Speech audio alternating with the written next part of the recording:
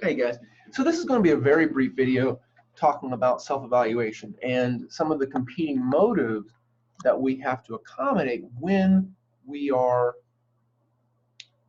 thinking about our evaluations of ourselves. All right, so I'm going to share my screen with you right quick. So when we're evaluating ourselves, we've got some conflicting motives. First, we want to feel good about ourselves, all right? So we have this desire to feel good about ourselves. That's our esteem or regard need, right? We want to feel good about us.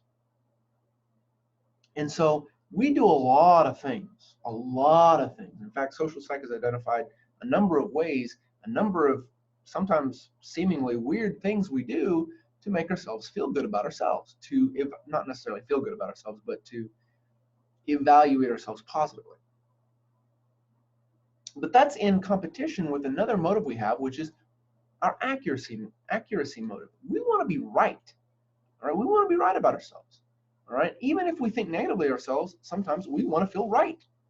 Even if we think that even if we have negative self-esteem or low self-esteem, all right, we think that we aren't smart, we think that we're not capable, etc. Well, the goal of being accurate would lead us to want to be right about those things. We would want to be right in saying that we're not capable and that we're not smart. Okay. So these competing motives can, first of all, they're not always in competition, and we'll get to that in a second, but they lead to different tendencies. So our esteem regard motive leads us to self-enhance. This is when we look for feedback that make us that suggests that we're good. All right, we look for information that suggests, hey, you're all right, you're doing good. All right, so we might hang out with people who like us. We might hang out with people who shower praise upon us, right? We might, when you take an aptitude test, and they ask, do you want, if somebody were to ask you what kind of results, do you want to see the areas you did well in, or do you want to see the areas you did poorly in? A self-enhancement motive might lead you to say, well, show me the areas I did well in, right? Because you're looking for something to enhance, to improve, to increase your positive evaluation of yourself. But that accuracy motive just motivates you to verify whatever your current view is. Well, if your current view of yourself is positive, then your esteem need, your esteem motive, your self-regard motive, and your accuracy motive lead you to do the same thing. If you like yourself, if you have high self-esteem and like yourself, if you have high self-esteem, meaning you like yourself, then your esteem regard motive is going to lead you to self-enhance, which means you're going to look for things that make you feel good about yourself, that make you evaluate yourself positively, and your desire to be accurate will lead you to look for stuff that makes you feel good about yourself, that leads you to evaluate yourself positively. But if your self-esteem is low, meaning you don't like yourself very well, now the motives are in conflict, because your self-enhancement motive will lead you to look for things to make you feel good about to evaluate yourself positively.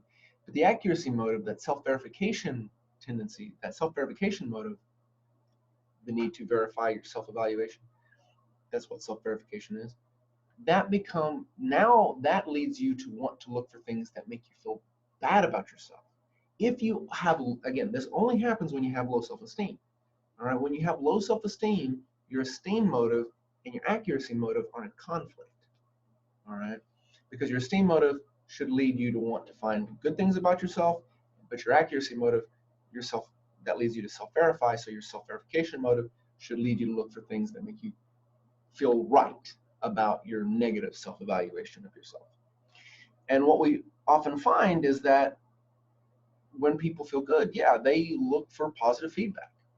But and I don't mean feel good like in mood, when they view themselves positive, they look for things that help them to continue to feel positively about themselves.